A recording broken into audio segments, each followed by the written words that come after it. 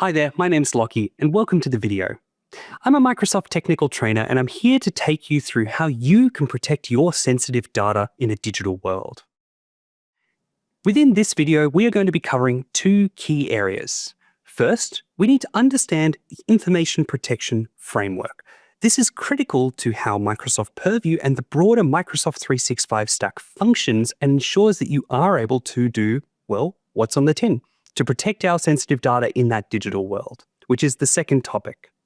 Consider this an overview video of the different technologies that will be available to you within the Microsoft 365 and Purview stack more broadly. Now, as a starting point, that information protection framework is going to be a critical place to begin. There are four key areas that we are focused on when it works within information protection.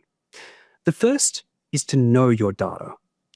Essentially, if you are unable to describe the data that you are looking to actually protect, or be able to identify the different areas of classification you are looking for, it becomes very difficult to know how we should protect it most effectively.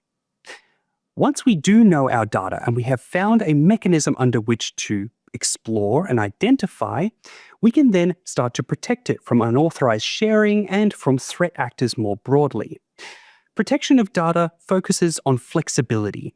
We want to be able to go through and ensure that we can reduce that risk of unauthorized data sharing wherever possible. Next, we can look at data loss prevention.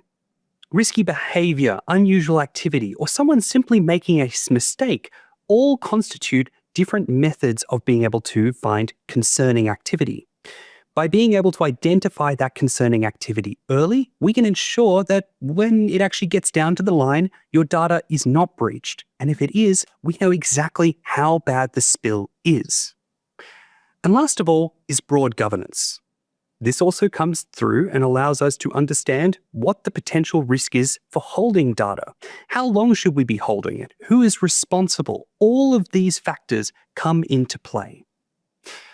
The information protection framework covers these four key areas, and we're going to explore how Microsoft Purview, acting in part as the intelligent platform to power this whole stack, is going to be able to give us the protection that we need to ensure your organization can achieve what it needs to in a safe, compliant, and secure manner. Across our learning objectives here, we are going to be looking at a bunch of different areas around how we are actually going to protect this data. Whilst this is going to be primarily agnostic to product, we will also do a little bit of mapping to understand how this actually works within the Purview and Microsoft 365 stack more broadly. Let's jump straight into it. Data protection and the requirements for it are growing exponentially every day. When we started building out data estates, data lakes, these sorts of concepts, ultimately it was more focused on just trying to catalog. If we can find a way to understand our data, we'll be able to understand where costs and savings can potentially be made. But over time, the impetus has changed. Now we are focused on threats. Think of the last time that you have read a news article focused on data spills or potential consumer action, maybe even governmental action against an organization because a piece of data was shared improperly or stolen by a threat actor. We need to be able to protect ourselves in these scenarios to ensure that we have ourselves covered. It starts with external threat actors. These are the ones that we often think about when we're looking to protect our information. External threat actors, such as those who are constituting cyber attacks or those who are looking to go through and potentially put ransomware on our devices, these represent early breach categories. And whilst these are certainly forefront and front of mind, I will say they're actually not the most common type of attack we see. Typically speaking, we actually find that a lot of attacks are not true threat actor attacks. They're insider attacks. Now, I am categorizing this in an unusual way. Of course, malicious intent is certainly possible. Someone stealing data to give to a competitor or to sell. But most of the time, insider threats are actually not threats. They're a risk profile because it's unintentional. If you take a file and share it in the wrong spot and it's got the wrong type of information, that could be a breach under a compliance risk or potentially go against an internal policy. Effectively, insider risk management is not just focused on those who are active threats, it's also those who may just make a simple mistake. We need to ensure guardrails are in place so not only external threat actors are barred from being able to access things they shouldn't, but internal risks are mitigated or at the very least controlled. Much of this can be escalated when we also bring in compliance frameworks. Think things like GDPR within the EU. Or if you are maybe within a high compliance medical environment, you could also be seeing something like HIPAA compliance, ISO 27001. These industry and governmental compliance frameworks have very strong needs for protection and reporting, and often have very specific needs as well. If we don't understand the data we have, we can't protect it in the way that is required, nor prove that we are protecting it correctly. And all of these various risk frameworks and risk models are being accelerated. We are seeing AI in the form of generative AI effectively escalate all of these potential risks.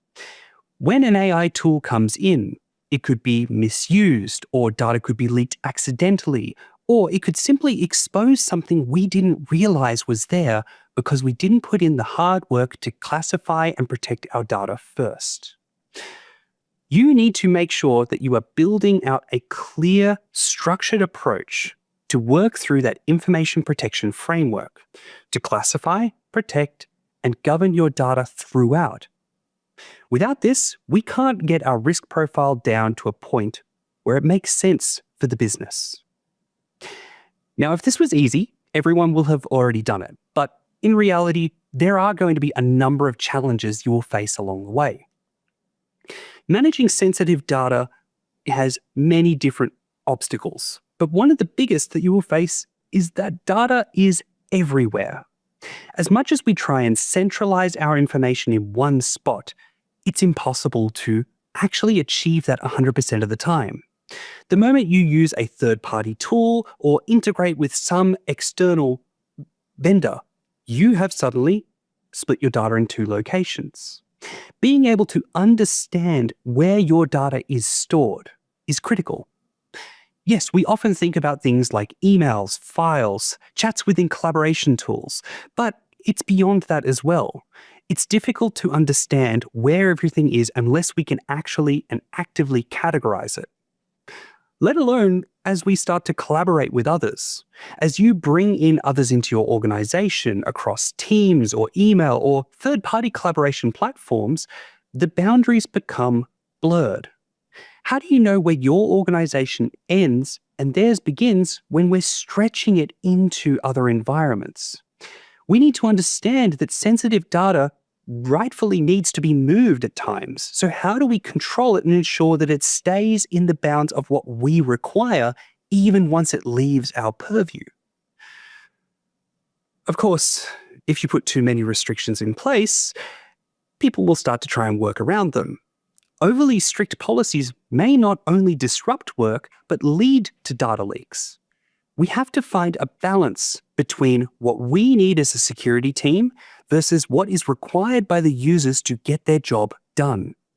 That balance is going to adjust and strain over time based on different threats in the market or looking at different things within the industry or as new things are implemented. And all of this is compounded by a lack of visibility. If an organization doesn't know where their data is to begin with, how can we possibly know when it's being overshared? How can we possibly know if we are impacting users' days if we don't actually map how users are utilizing our information there? Again, without clear strategies and the right tools, compliance violations, data loss, all of these things compound, and we start to see more scenarios, especially out in the real world. You can think of something off the top of your head where a visibility gap or a poor sharing control has led to a data spill or a breach. Now, we don't have to start from nothing. There is a general set of principles that we can follow in the form of the Zero Trust framework. Now, Zero Trust doesn't mean we don't trust people. That's not quite right. What we are focused on here is being able to verify that someone is who they say. So, when we are looking to protect data within a Zero Trust world, the principles are all about 3 key pieces. First, you must have a mindset where no user or device is inherently or automatically trusted. You verify explicitly that someone has access, and you re-verify to ensure that access is still consistent. Purview has a bunch of different integrations in this way to allow us to re-verify permissions and ensure that the right people see the right thing at the right time and no more. That ties nicely into the second principle of least privilege. Least privilege doesn't mean we restrict people to the point where they cannot achieve what they need in their day. We give them the access they require to do their job and no more. We verify and ensure that over time, credentials are checked and permissions are audited to ensure that people only ever see what they actually need to see to get their job done. And the last principle is to assume breach at all times. Effectively, what this means is you should presume that you are already compromised. As we go through and we build out our environment, you should be monitoring continuously as if a threat actor is already there. When we see something suspicious, don't just put it to the side because we've got other protections in place. They are providing layers of protection and we are managing another one in the form of data governance. Now, there are a number of principles within Purview itself that will assist with this. For example, data classification and labeling will help with least privilege drastically. But don't look just to what's within Purview. The assume breach mentality may require integration with the security team. And within the verify explicitly model, Purview can leverage things like Entra ID to be able to pull in external data stores and external systems to re-verify in a consistent manner. It's all about an ecosystem and pulling the right things into play at the right time. Now, let's focus in on what we're here for. Data classification and protection is a core principle within Microsoft Purview, so let's talk through the principles of data classification more broadly. Within Purview itself, there are a number of different feature sets we can work towards, but as general rules, the information protection strategy covers 4 key areas. Number 1 is the broad classification. This is the general principle of not just exploring and finding your data, but also making sure we can categorize it into the right things. Purview has a humongous amount of pre-built individual sensitivity types to ensure that we can place the right restrictions on the right thing. How do we know that that is sensitive? Because it matches, say, a bank account number or a general account number or some key list that we have of sensitive information. Next, your sensitivity labels themselves allow us to have consistency. We want to ensure that when a user faces a barrier, they understand why.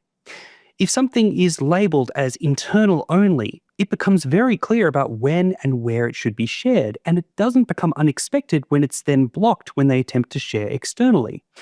By setting the right names and just giving good, clear principles and guidelines about what data should be used where, we can ensure that users understand the reason why something is being put in place. Sensitivity labels can do some other things as well, such as applying encryption across an environment. Now, encryption comes in a couple of forms within Purview. One is focused on message encryption. When a user receives an email that's message encrypted, they must authenticate with Entra ID to make sure that they should have access to that email, and it is re-verified each time they attempt to open it. It's a great way to ensure that only the right people access information even when something leaves an environment. Separate to that though, we do also have some scenarios, especially in high compliance environments or places where you're working with some particular industry standard, where we actually need to apply a second layer of encryption, something where you control the key. If that's the case, again, we can achieve that via Purview policies, sensitivity labels, etc. Last of all, data loss prevention policies. We bundle this with retention because they tend to go hand in hand. We need to make sure that data is not leaked and we can keep it for as long as it needs to be kept, and no more. Think to news stories or things that you are familiar with. How many times have you heard of old data being breached or information that has been kept for 10, 20 years with an organization that suddenly is available because a threat actor stole it? That sort of information can be just as valuable to anyone else as the fresh stuff that's there. So maybe we only keep it for the time that is required and no longer. The ability to delete data should be a key component and a focus of your broader policies and strategies. Don't just keep it forever. There is a life cycle that should be put in place and a certain lifetime that data has within your organization. Now, this is effectively just an orientation, so do not stress. There will be further videos in the series focused on other deeper steps in particular areas around Purview itself. Now, this goes beyond just putting the right policy in at the right time. If we don't conduct valid risk assessments and understand what is actually in place, we can't know we're protecting things in the right manner. There are a bunch of different common risks that we find. Unauthorized sharing is by far one of the most clear-cut cases, sometimes accidental, sometimes malicious, but an accidental email sent to the wrong thing or put on an unsanctioned device. Think personal email. These are common scenarios that we will run into. Unmanaged locations. Personal email comes under that. But what about chat scenarios? So when you are looking to collaborate, are you using something that can be audited in a way that is required by the business? Or are people moving outside of the organization into some sort of personal chat area? Misuse of access is an interesting one as well. This is sometimes careless, sometimes deliberate, and sometimes it can be as simple as the sharing of a password. But this is a threat vector we need to be considering because the risk is there. Now, in terms of mitigation, there's a clear mapping to each of these. Now we're getting down into some of the technical components, it certainly becomes a little clearer. DLP allows us to detect and block potential risky activities around sharing. Insider risk management, well, that helps us to look at misuse of access or potentially ways in which people might be, using tools in the wrong manner or potentially raising a risk through bullying behavior or unsanctioned, unusual, non-work appropriate behavioral patterns. And adaptive protection, this is an interesting one because it is focused on the way that we can analyze risk over time. Essentially, this considers a user's risk level not as some static one-off calculation. Based on their behavior against and compared to their peers, what does it actually look like when someone starts to go off the rails? That is something we can identify. Now, all of these actually lead to one key focus. We put the guardrails in place, of course, and we put the protections to ensure that users are notified or blocked before they take an action. But the actual end goal here is to find residual risk where we can't necessarily put a direct block in place and be able to alert. This is the critical component because when a threat actor comes through and we see that they have breached our environment or taken some action that was unexpected, it's because they passed through all the guardrails we already put in place. The residual risk needs to be managed in a responsive manner. Whether it be yourself or the security team, we need to be able to identify and respond to data risks as they prop up.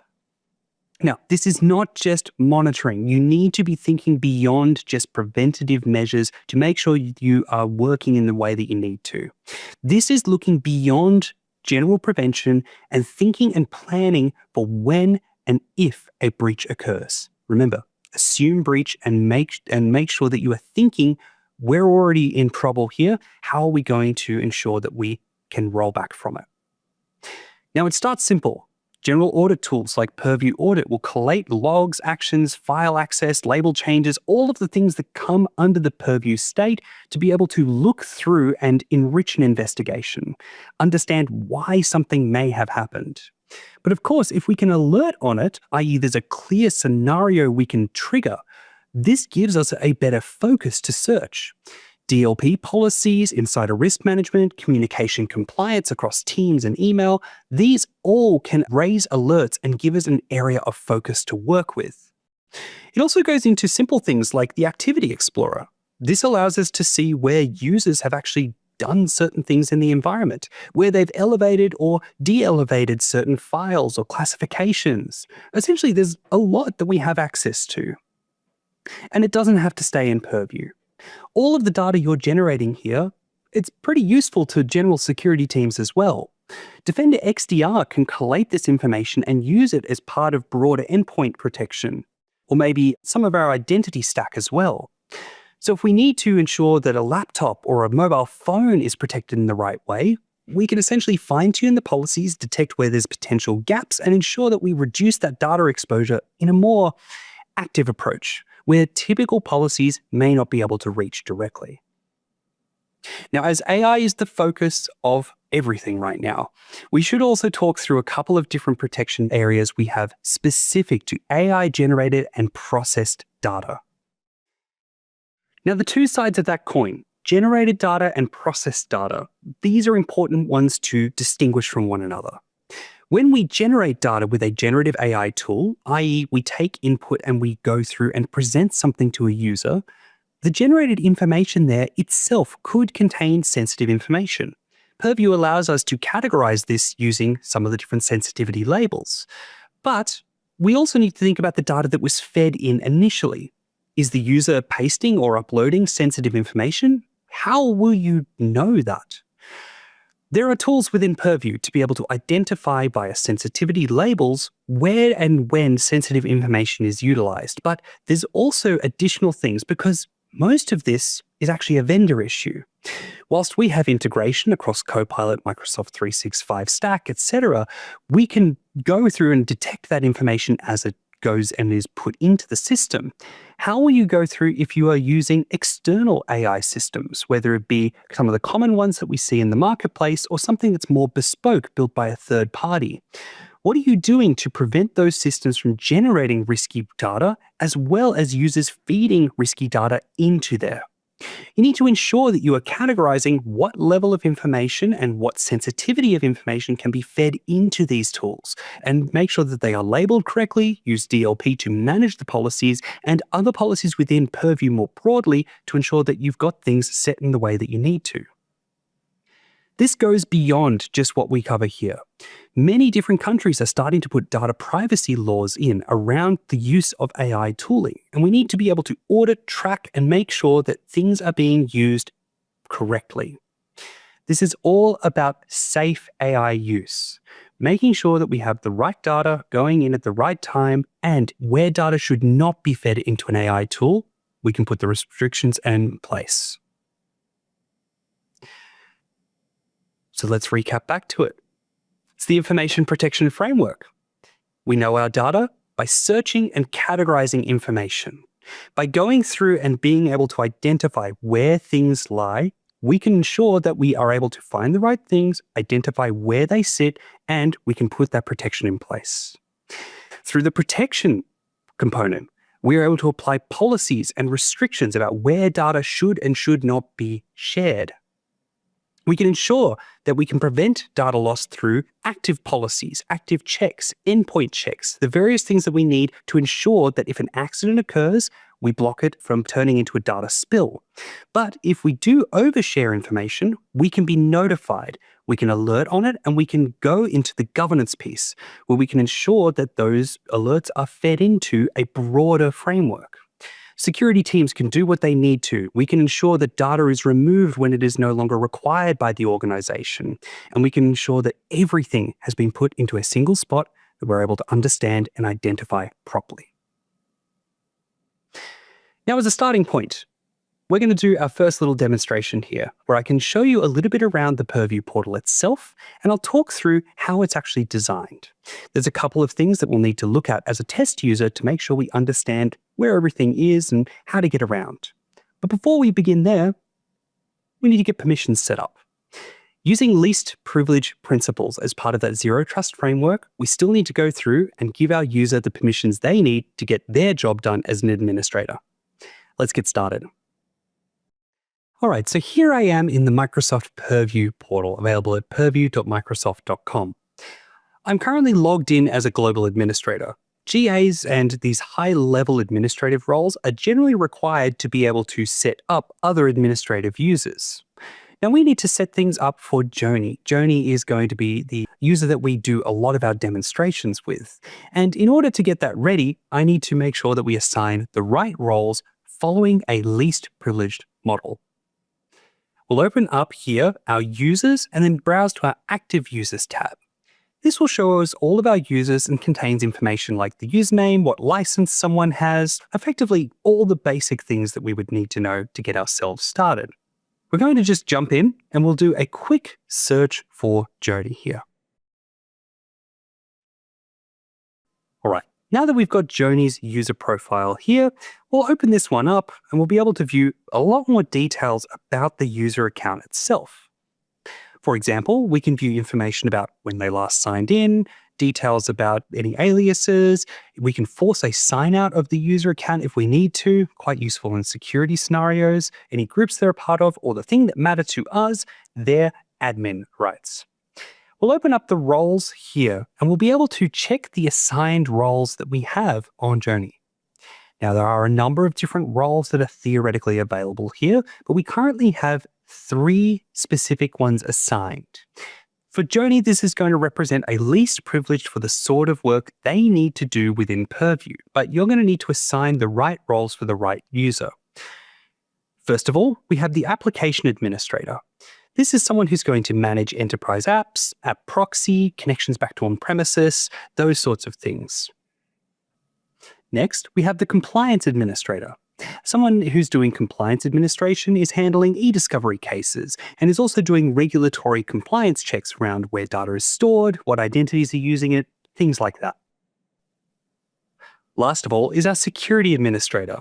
Think of this as the sort of thing that we would typically want to see in a security operations environment. So this is where we're managing security policies that are specific to that, or we're working within sort of the broader posture ecosystem.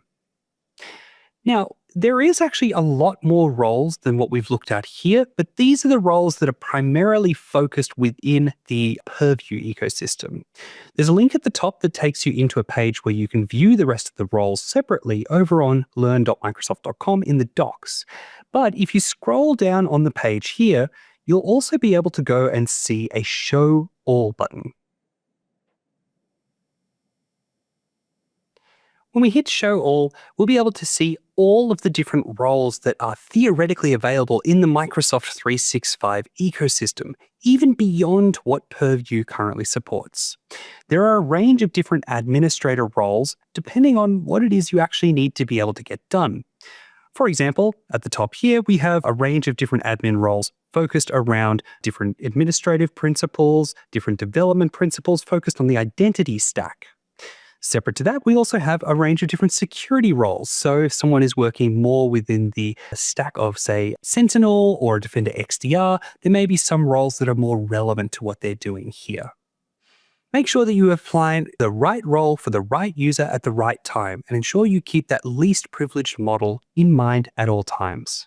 Now that we've gone through and set up our things as a global administrator, let's go check out and see what Joni's experience looks like in the Microsoft Purview portal. When we first launch Purview, users will be able to see a quick little guide that just takes them through all of the different pieces of the Purview stack. So where to navigate, how to work their way through, essentially just a quick tour of what we call the new portal experience. Previously, many of the experiences that are now in Purview used to be in separate portals, but you've got one central location now, keeps things nice and easy. This becomes our one-stop shop, our single pane of glass that allows us to do data governance, compliance, security, all of the things we need to with our governance stack.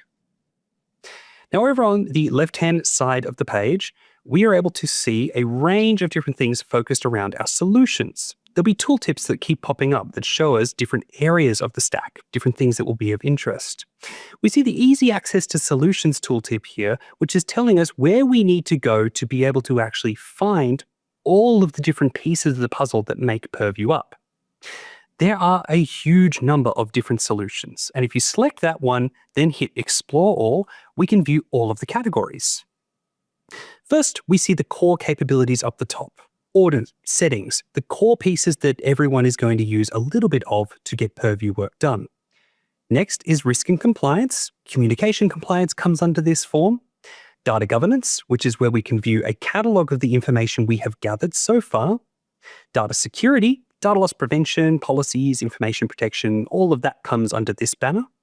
The Knowledge Center, which is a link out to Microsoft Learn and broader knowledge articles focused around Purview. And of course, usage, where we can track trends and understand how people are utilizing our environment from a compliance Purview perspective.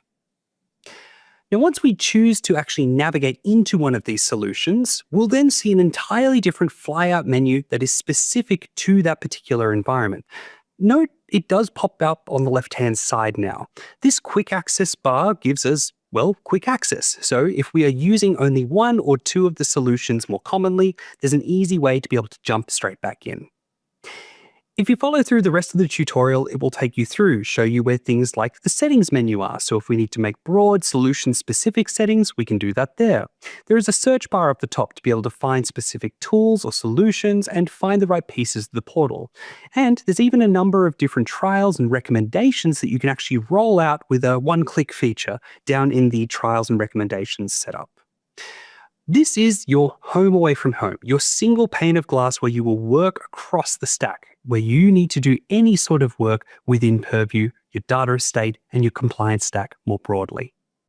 In this video, we covered two critical areas. First, I went through the information protection framework itself, how it works, how you set things up, and some of the broad principles which we worked through. And then I talked to how we actually protect sensitive data in a digital world. I then did a little bit of mapping as well, so you know, before you start, where in Purview things are, where some of the solutions lie, and how to navigate the portal itself. Thank you so much for joining us in this video, and I look forward to seeing you in the next one.